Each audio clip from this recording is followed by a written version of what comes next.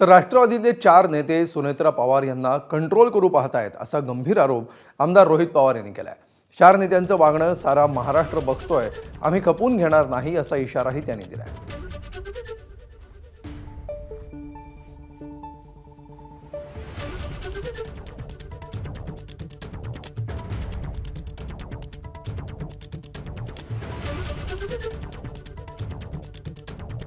आज राष्ट्रीय अध्यक्ष कोण झाले तर सुनेत्रा काकी झालेले आहेत।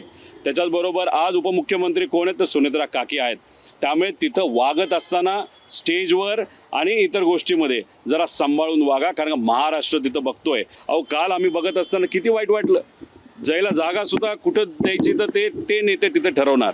कोणीतरी नेता काकींच्या खांद्यावर हात ठेवतो, कोणीतरी ओढतं, कोणी काय करतं। म्हणजे हे बघून महाराष्ट्राची जनता आम्हाला ह्या गोष्टी वाटत नाही। आता तुम्ही ह्याच्यात आम्ही राजकारण करतोय असं म्हणतोय।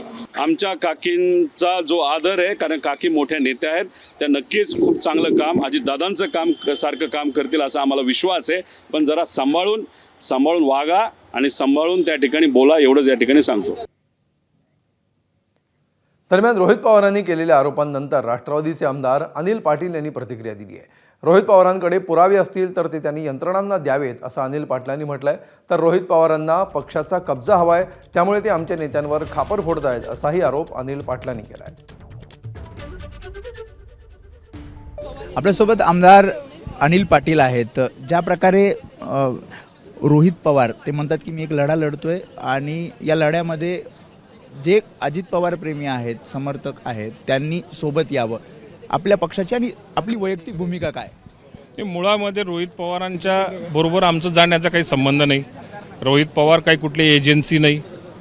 त्यांच्याकडे असलेली माहिती त्यांनी ज्या चौकशी करणाऱ्या एजन्सीज असतील त्यांच्यापर्यंत जर का व्यवस्थित पोहोचवली तर त्या चौकशीमध्ये काहीतरी निष्पन्न चांगलं काढता येऊ शकतं, किंवा चौकशी चुकीच्या दिशेने जात असेल तर त्याच्यातूनही रस्ता काढता येऊ शकतो।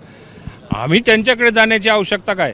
आम्ही आमचा पक्ष, आमच्या पक्षाचे नेते सुनेत्रा ताईंसोबत राज्याच्या मुख्यमंत्र्यांकडे, देशाच्या पंतप्रधानांकडे या सगळ्या गोष्टीची कल्पना दिलेली आहे आणि त्यांनी त्यांच्या पद्धतीने ज्या काही चांगल्या एजन्सीजच्या माध्यमातून चौकशी झाली पाहिजे त्याचे आदेशसुद्धा झालेले आहेत। एबीपी माझा, उघडा डोळे बघा नीट।